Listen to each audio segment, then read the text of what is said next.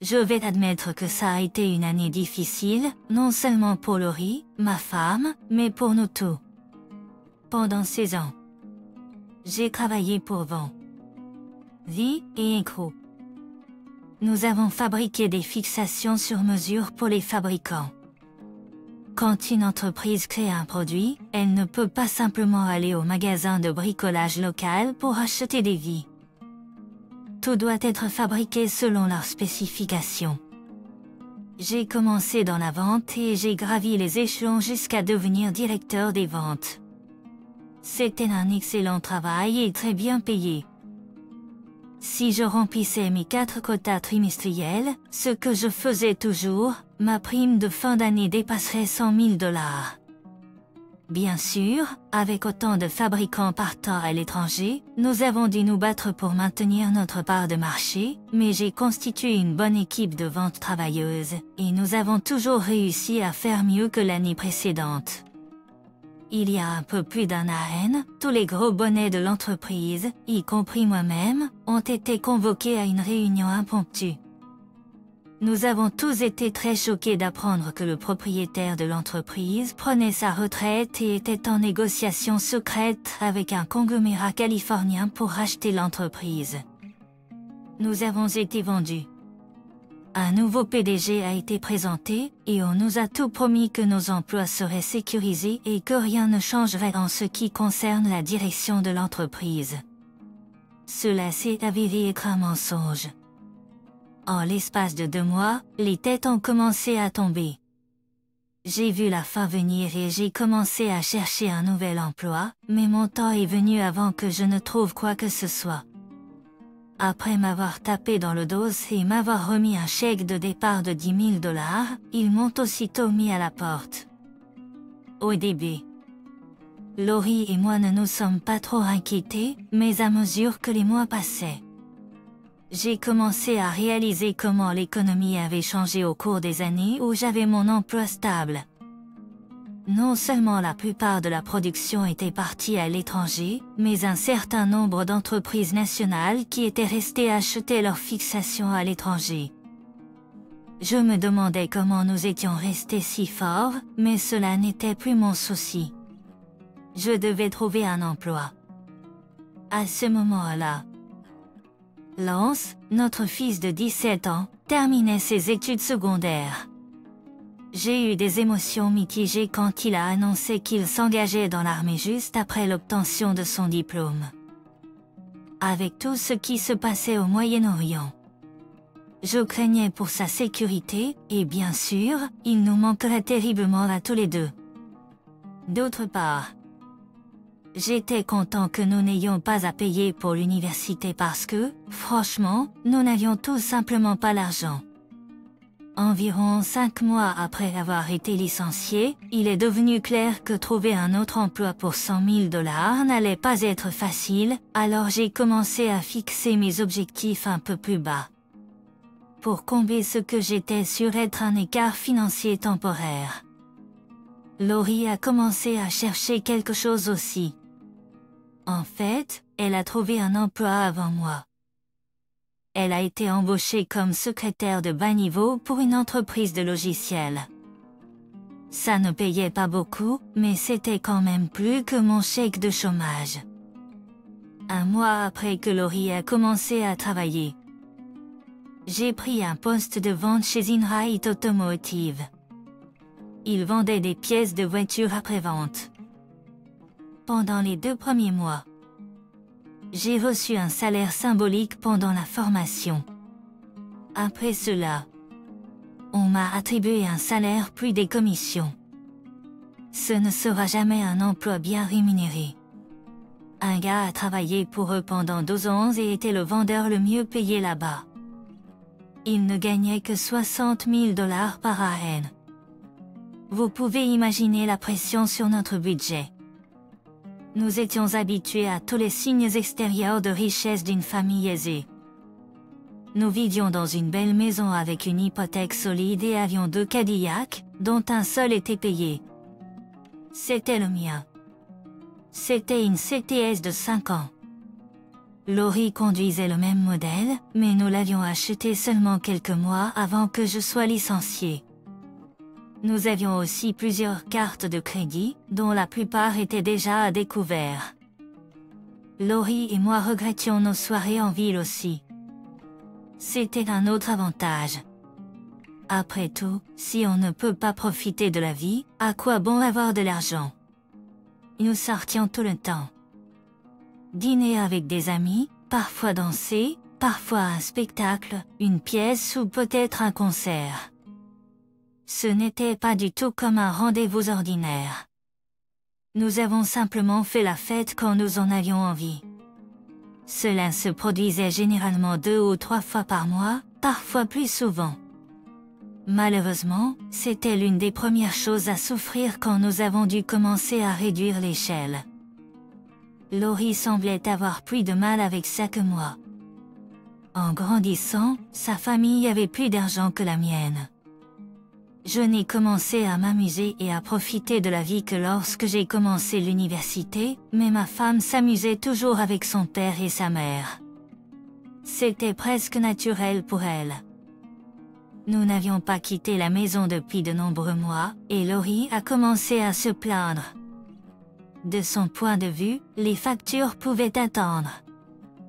Cela a commencé il y a environ 3 mois. Skylar, nous devons faire quelque chose. Je deviens fou à rester à la maison nuit après nuit et à ne rien faire. Je veux sortir comme avant. Je veux m'amuser. Laurie passait toujours un mauvais moment. J'étais assis à la table de la cuisine en train de passer en revue nos factures. Lentement, très lentement, nous commencions tout juste à sortir du gouffre petit à petit. J'ai regardé ma belle femme. Bien sûr, pas de problème. J'ai répondu sarcastiquement. Dis-moi juste quelle facture n'a pas payée. Elle m'a juste regardé. Pendant un moment. J'ai cru qu'elle allait crier, mais quoi qu'elle pensait, elle l'a gardé pour elle. Dès que j'ai dit ce que j'ai dit, j'ai eu mal au ventre. Ce n'était pas vraiment une demande si terrible. Je suis désolée, chérie. Je promets que ça ne sera pas toujours comme ça. Je ne vais pas arrêter de chercher un meilleur emploi, mais pour l'instant, nous devons juste nous détendre un peu. Calme-toi, grogna-t-elle. Skylar, nous avons pris du recul depuis presque un an maintenant. Je me sens comme un animal en cage. J'ai besoin de sortir et de m'amuser. Je sais, chérie. Je sais. Dis-je, essayant de la calmer. Écoute, nous avons beaucoup de retard à rattraper. Il y a 5 mois, nous avons raté un paiement de maison et notre deuxième paiement de voiture. Nous étions si près. Dis-je, en tenant mon pouce et mon index à environ 1 pouce d'écart, pour récupérer ta voiture. Le chèque de commission pour ce mois-ci sera suffisant sauf pour un paiement de voiture. Si nous pouvons réduire la facture d'épicerie, nous serons prêts dans 2 mois. J'ai vu les lèvres de Laurie presser ensemble. Elle n'était pas contente, et je ne pouvais vraiment pas lui en vouloir. Et puis j'ai eu ce que je pensais être une excellente idée. Tu sais quoi, pourquoi ne pas toi et moi aller aux eaux de Lincoln Park ce week-end? C'est gratuit, et nous n'y sommes pas allés depuis que l'on était petit. Skylar. Je ne veux pas communier avec la nature. Je veux communier avec la vie nocturne, dit-elle en souriant. Je veux manger, boire et danser jusqu'à ce que mes pieds tombent. Chérie, sois patiente encore un peu. Je promets que dès que nous aurons réglé toutes les factures, nous fêterons en allant quelque part sympa dîner. Sans un mot de plus, elle s'est retournée et est montée à l'étage. Je suppose que j'ai soupiré un peu pour moi-même. Je me sentais mal, mais c'était Chicago. Entre le stationnement et le dîner pour 2, une soirée au restaurant coûtait quelques centaines de dollars, voire plus. J'ai grandi dans une famille qui pensait que les factures passèrent en premier. Il n'y avait aucun moyen que je puisse justifier de dépenser ce genre d'argent alors que nous étions encore en retard et que nous pinions à payer le paiement minimum de nos cartes de crédit chaque mois. Il m'a fallu encore 10 minutes pour finir. J'allais regarder les nouvelles, mais j'ai réalisé que Laurie était toujours en haut, alors j'ai décidé de d'abord vérifier eux. Quand je suis entrée dans notre chambre, elle était assise au bord du lit, en train de pleurer. Je me sentais vraiment comme un idiot. Je me suis assis à côté d'elle, je l'ai enlacée et l'ai serrée contre moi. Je suis désolée, ma chérie. Je fais de mon mieux. J'ai dit, en posant ma joue contre le haut de sa tête. Je sais, elle renifla. Ça a été une année tellement difficile, et maintenant que l'on s'est parti, nous pourrions partir en week-end. Nous devrions prendre de petites vacances, et au lieu de cela, nous sommes coincés ici. C'est presque comme être en prison. Je pensais que la prison pour débiteurs avait été abolie, dit-elle en souriant. Dommage qu'elle regardait vers le bas quand elle a dit ça. Si elle avait fait attention. Je suis sûre qu'elle aurait vu la colère sur mon visage. Notre maison n'était pas une prison. Diable! Je ne voulais même pas l'acheter. Je pensais qu'elle était trop grande et trop chère. Mais une fois qu'elle l'a vue, elle a absolument voulu la voir. Maintenant, je me bats dur pour la garder, et elle l'appelle une prison. J'avais le choix. Je pouvais soit ouvrir la bouche et lui dire ce que je pensais de son analogie, soit j'ai choisi la dernière option. Au cours des 2 mois suivants, la relation entre Laurie et moi s'est encore détériorée. Les conversations semblaient devenir plus courtes et moins significatives. Nous passions de moins en moins de temps dans la même pièce. Les moments d'intimité sont devenus de moins en moins fréquents, et la participation de Laurie a diminué. Ses cris de passion se sont transformés en sanglots et la magie disparaissait de la chambre à coucher. Elle n'a pas caché son mécontentement que je ne l'ai pas invitée, mais je n'ai pas pu m'en empêcher. Oui, nous avions tous les deux besoin de nous évader. Je suis d'accord avec elle, mais pas avant d'avoir au moins payé nos factures. Je lui ai promis une soirée en ville dans un avenir proche, mais cela ne semblait pas l'apaiser. Tout a éclaté vendredi après le travail. Je suis rentrée chez moi de très bonne humeur. Je venais de décrocher un bon contrat, et avec la commission que je recevrais à la fin du mois. Je pourrais enfin passer du temps de qualité avec ma belle épouse. Malheureusement, je n'ai pas eu l'occasion de lui en parler. Quand je suis rentrée, elle descendait les escaliers, habillée comme pour un défilé. Waouh! Quelle est l'occasion! Je vais voir certaines filles du travail. Ne t'inquiète pas, dit-elle avec du sarcasme dans sa voix. Elle paie pour tout. Dès le début, quelque chose m'a semblé faux. J'ai immédiatement eu un mauvais pressentiment. Autant que je sache. Laurie ne m'avait jamais trompée. Mais on ne met pas la robe la plus sexy de son placard pour sortir avec des filles. De plus, ma femme était une femme fière. Je ne pouvais pas l'imaginer sortir et laisser ses amis payer pour tout. Ce serait comme de la charité. Seulement si elle était avec un homme, laissait-elle quelqu'un payer pour toute la soirée.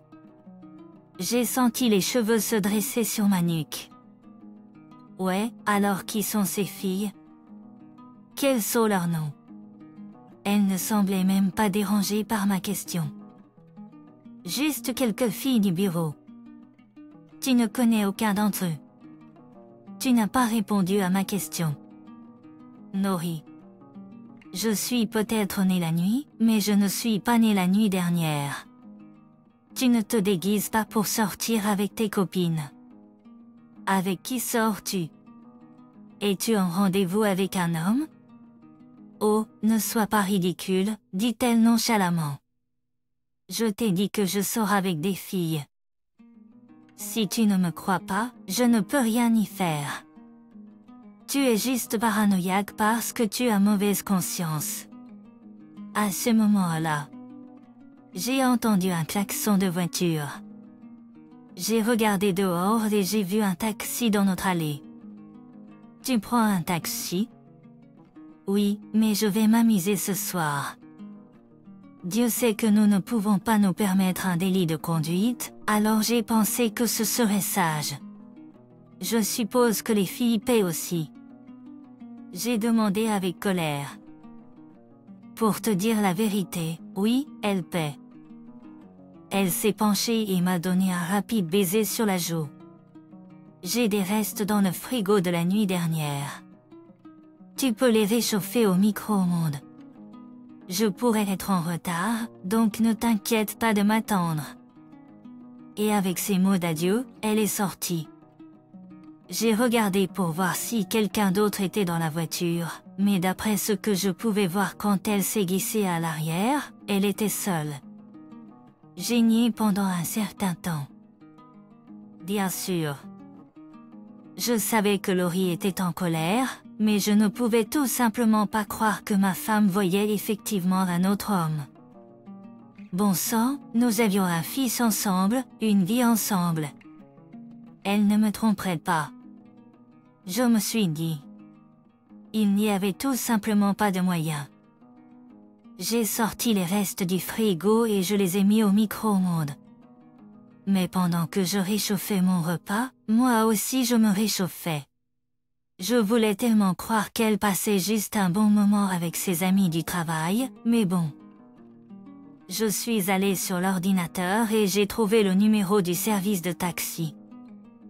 Quand le répartiteur a répondu au téléphone, je lui ai dit que j'avais besoin de l'adresse du taxi qui venait de quitter ma maison, puis je lui ai donné mon adresse.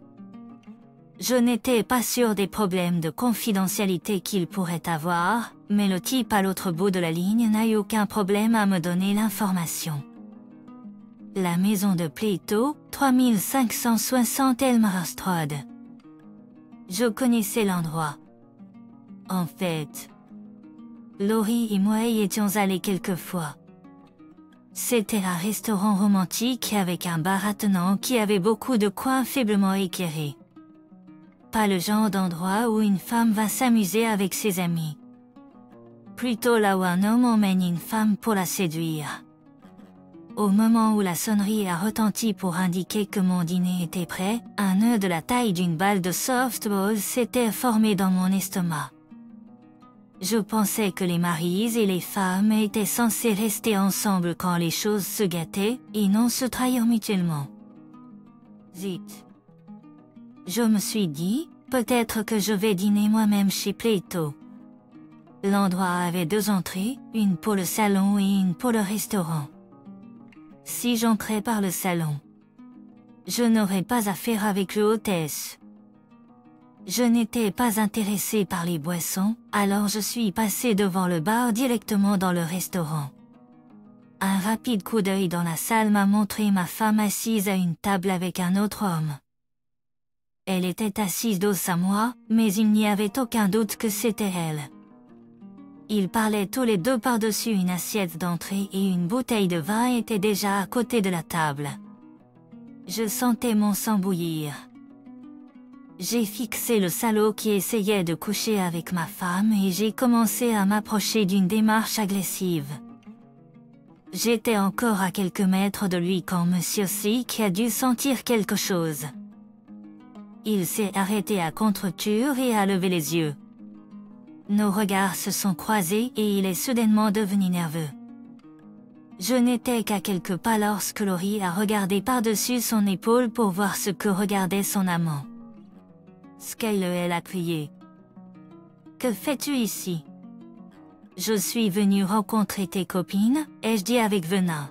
« Qui est ce connard? » « Salut, dit-il, commençant à se lever. « Allez, donne-moi une raison, ai-je menacé. Tu sais très bien qu'elle est mariée. » Je suppose que cela ne signifie rien pour toi, n'est-ce pas? Dis-moi, laisses-tu une traînée de bave derrière toi quand tu rampes? Il avait l'air de ne pas savoir quoi faire. Il était toujours à moitié debout, à moitié assis quand ma femme intervint. Skylar, s'il te plaît, ne fais pas de scène. C'est Jerry. Je travaille avec lui. Puisque tu étais trop pingre pour me demander de sortir, il s'est porté volontaire. Il essayait juste d'être gentil. Génial, mon cul grogné je. Il essaie juste de te mettre dans son lit. J'ai regardé Jerry à nouveau. Il a dû décider qu'il ne voulait pas me questionner car il s'est rassis. Si tu essaies quoi que ce soit avec ma femme encore une fois, aide-moi.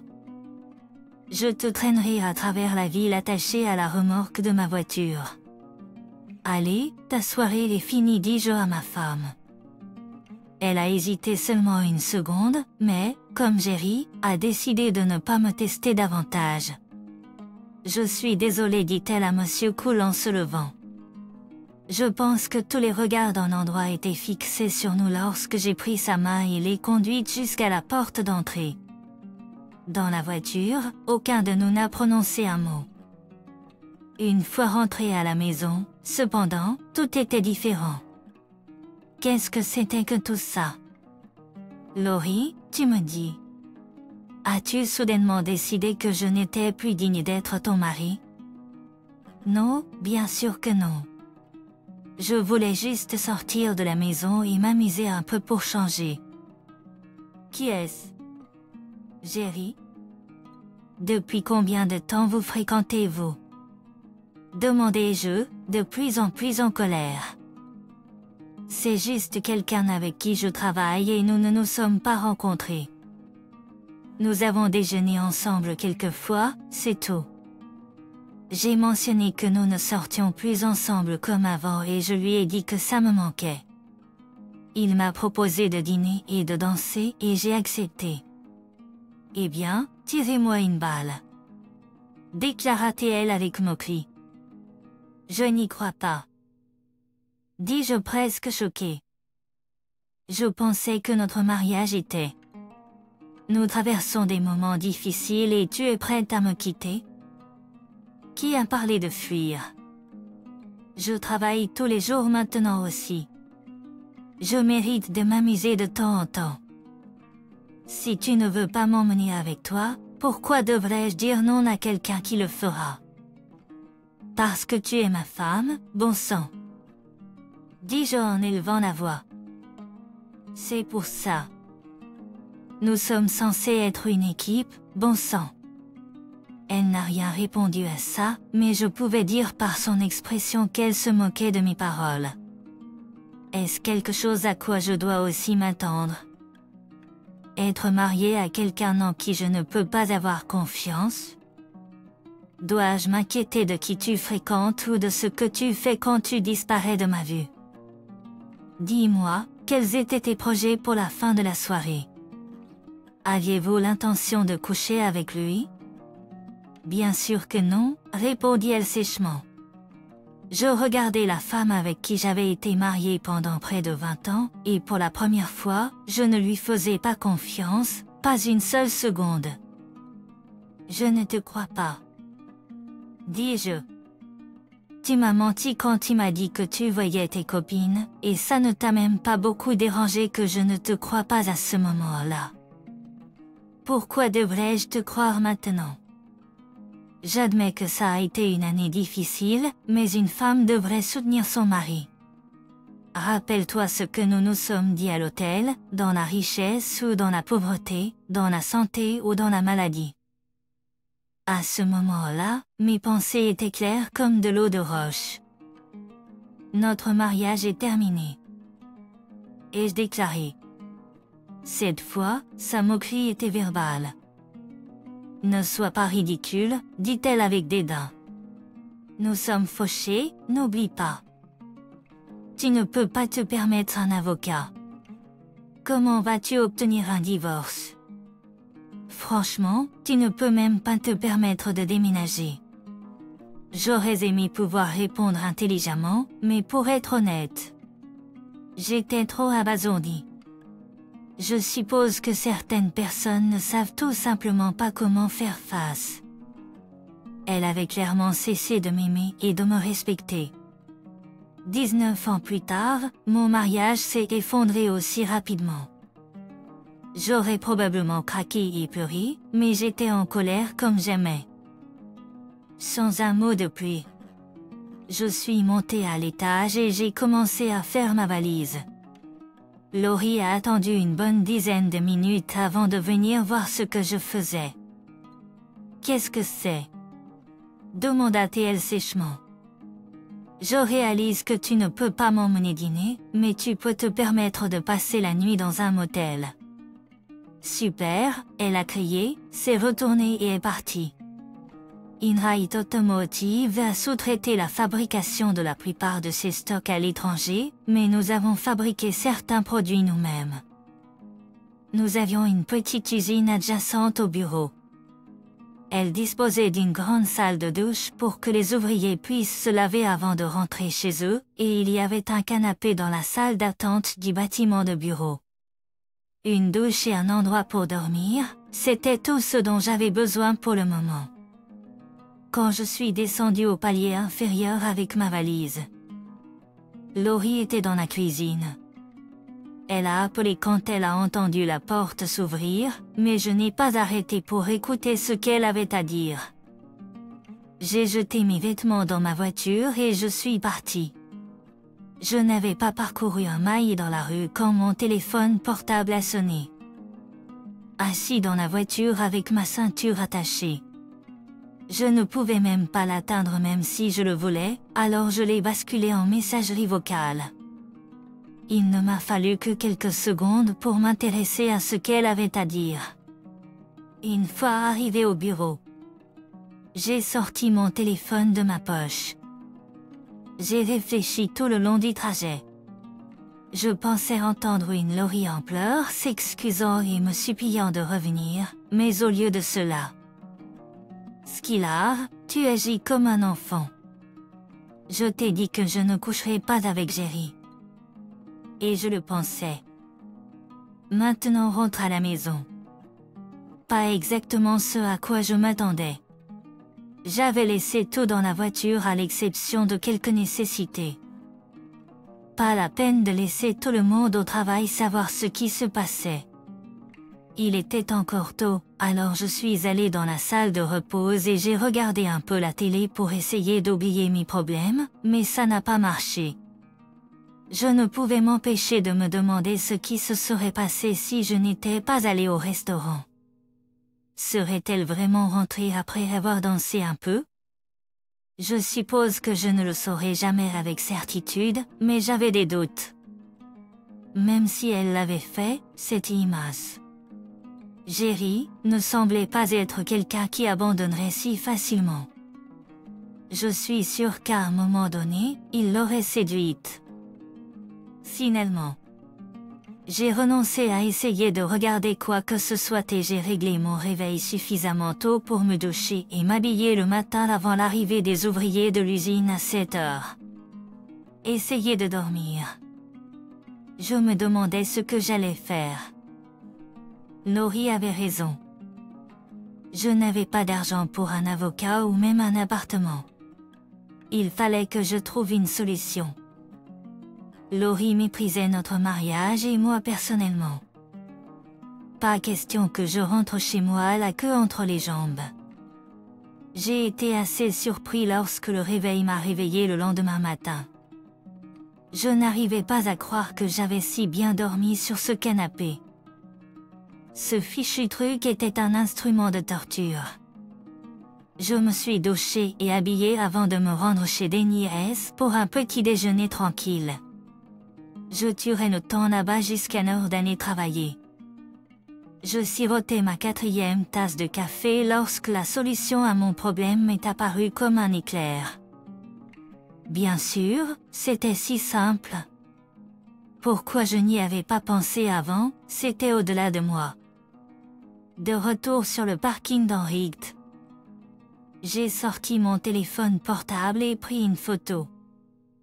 La première chose que j'ai faite en arrivant à mon bureau a été de passer une annonce. 2 jours plus tard, j'ai pris ma journée. J'avais quelques courses à faire. Sachant que Laurie serait au travail, je me suis rendue à la maison et j'ai trouvé les papiers que je cherchais dans notre classeur personnel. En partant, j'ai pris un jeu de clés de rechange. Plus tard dans l'après-midi, je me suis enregistrée à l'hôtel et j'ai appelé Laurie.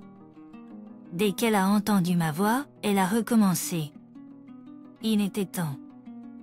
As-tu fini ta petite crise? Je n'arrive pas à croire que tu n'as pas trouvé l'argent pour m'emmener dîner, mais tu peux rester à l'hôtel pendant 2 jours.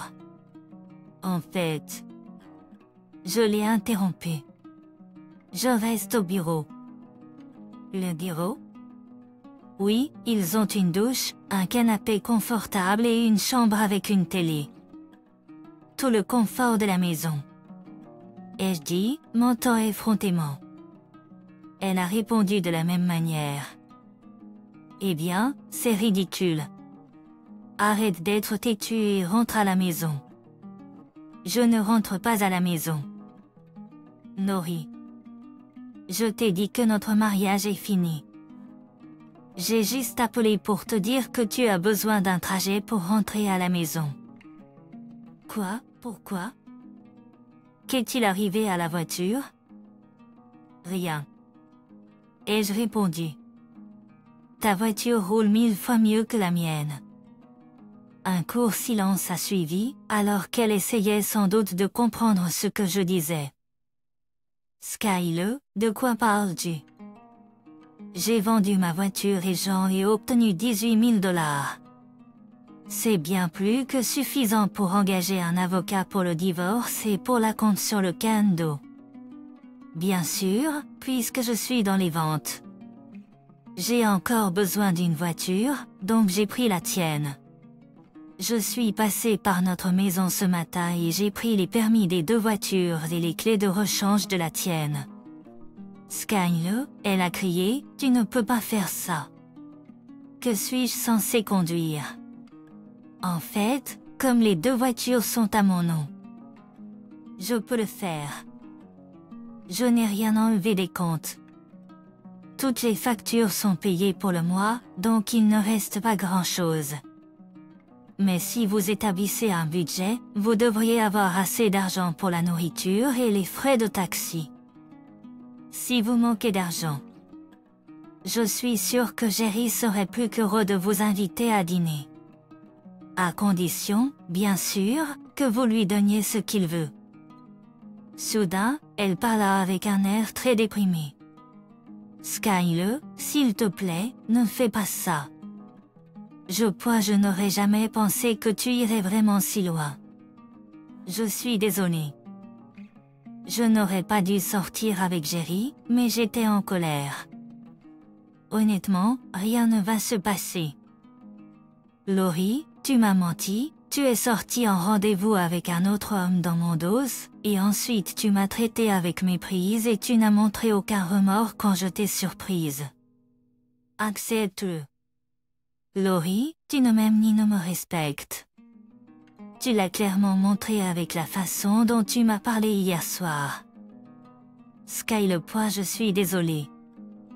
Moi aussi, je suis désolée. Laurie. Nous avons bien commencé quand la vie était facile, mais quand les choses sont devenues difficiles, nous nous sommes déçus mutuellement. Il a été surpris d'entendre des sanglots de l'autre côté du fil, mais cela n'avait plus d'importance. Il continua, la maison est à nos noms. C'est notre seul actif de valeur, donc elle doit être vendue dès que possible. Il l'entendit horrifié. Vendre la maison? Skyler, est-ce que nous devons faire ça? Laurie, nous sommes à jour sur l'hypothèque maintenant, mais je ne paie plus pour la maison et tu ne pourras pas payer les mensualités chaque mois. Oui, elle doit être vendue immédiatement. Je pense que nous pourrions chacun repartir avec 50 000 ou 60 000 $. Tu pourrais t'acheter une voiture d'occasion décente et avoir un appartement. Skyle. Je ne veux pas divorcer. S'il te plaît, ne pouvons-nous pas en parler? Je suis désolée. Laurie, ce n'est plus une question de ce que tu veux. Alors, veux-tu appeler l'agent immobilier ou devrais-je le faire? Épilogue. Laurie se tenait sur le trottoir devant son appartement en regardant le ciel gris quand elle entendit un vol d'oies s'éloigner vers le nord. Un rappel bienvenu que le printemps était juste au coin de la rue. Elle traversa la gare fondante jusqu'à sa Honda de 10 ans et se dirigea vers Starbucks pour retrouver une vieille amie. Elle avait hâte de retrouver Julia. C'était un hiver typique de Chicago avec des températures froides, beaucoup de neige et des routes glissantes. Donc Laurie passait la plupart de son temps enfermée dans son appartement quand elle n'était pas au travail. Julie avait déjà pris une petite table dans le coin et sirotait un café au lait quand Laurie entra. Elles se saluèrent d'un baiser de fille sur la joue avant que Laurie ne se mette en ligne pour son café colombien. En attendant dans la file, Laurie pensa que ce serait un vrai plaisir. Elle pensa que ce serait un vrai plaisir de sortir et de rendre visite à son amie. Quand elle revint à la table avec son café en main, elle fut accueillie par un sourire chaleureux et une voix amicale. « Laurie, c'est tellement bon de te voir. Ça fait longtemps. » « Oui, trop longtemps, » répondit-elle avec une pointe de tristesse dans sa voix. « Je ne sors plus beaucoup. »« Puis quoi? » ?»« Quand nous étions plus jeunes, tu étais une fêtarde. » Oui, eh bien, la vie était beaucoup plus simple à cette époque.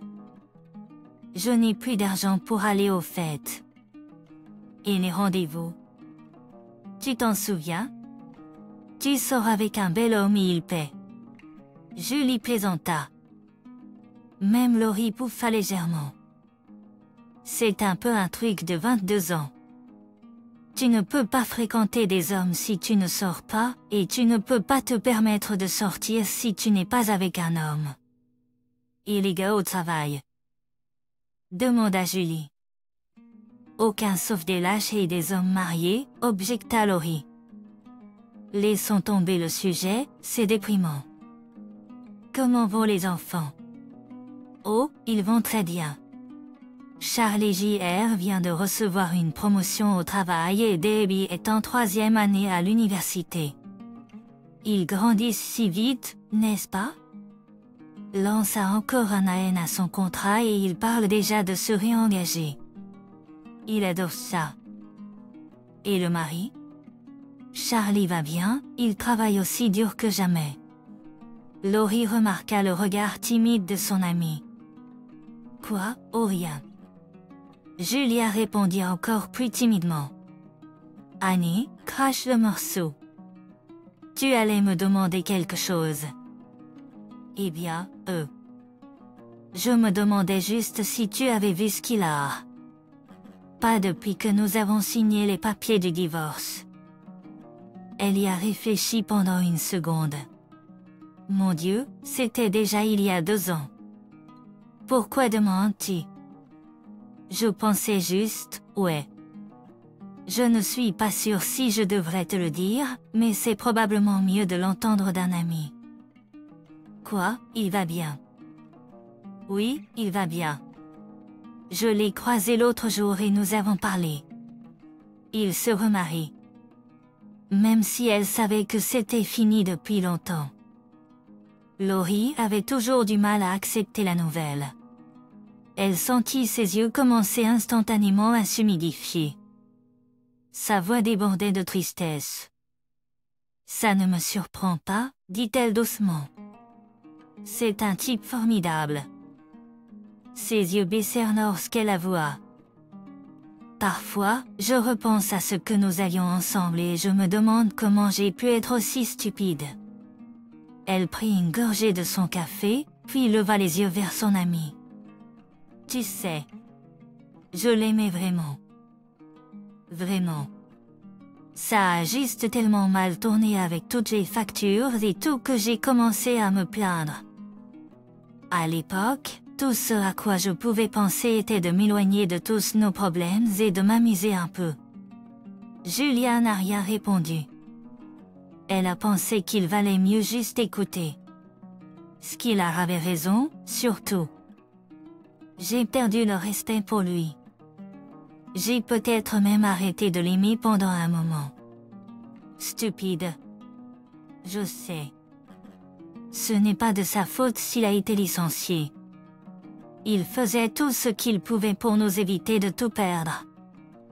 Mais je ne pouvais pas voir au-delà de mes propres désirs égoïstes. Je voulais juste que les choses se passent à ma manière. Je me souviens d'une fois où Skylar a suggéré d'aller au zoo pour le week-end, mais je voulais une soirée en ville, alors je l'ai fait taire froidement. En fait, il avait même raison à propos de Jerry. C'était le gars avec qui il m'avait surpris au dîner. Skylar m'avait demandé si j'avais l'intention de coucher avec lui à la fin de la soirée. Je l'ai nié, bien sûr, mais entre toi et moi. J'avais bien l'intention de le faire. Oh, Nohi. Ouais. Je sais. Crois-moi. Génie. Si je pouvais refaire tout ça, je le ferais complètement différemment. Est-ce qu'il vit toujours dans ce petit appartement qu'il avait? Oh non, il est parti il y a longtemps. Je suppose que tu n'as pas entendu. Encore. Julie a hésité à en parler. Quoi maintenant? Ne me dis pas qu'il a gagné à la loterie. Non, rien de tel, mais il a retrouvé son ancien poste chez Vent. C'était il y a un moment, quelques mois après que ton divorce a été finalisé. Je pense qu'ils ont commencé à perdre des clients à gauche et à droite après avoir licencié Skylar. Ils l'ont finalement rappelé et lui ont demandé de revenir. Après quelques négociations, il a accepté leur offre. Bon sang, maintenant il gagne plus d'argent que jamais. Alors qu'elle finissait de parler, Julie vit une larme rouler sur la joue de Laurie. Je suis désolée, chérie. Je n'aurais pas dû dire quoi que ce soit. Non, répondit-elle en secouant la tête. Ce n'est la faute de personne d'autre que la mienne, dit-elle. Je ne peux pas vous dire combien de nuits j'ai passé à penser à lui. J'ai prié pour que les 2 dernières années ne soient qu'un horrible cauchemar et que je me réveille le lendemain matin avec Skylar allongé à côté de moi. Mais ensuite je me réveillais et je devais affronter à nouveau la réalité. Laurie prit un mouchoir et essuya ses larmes. Je suis heureuse pour lui, honnêtement. Donnez-lui ceci de ma part si vous le revoyez. Je le ferai, ma chère. Julie a dit avec sympathie. Les filles changèrent de sujet et parlèrent de beaucoup d'autres choses. Quand elles se séparèrent enfin, Laurie fit semblant que tout allait bien.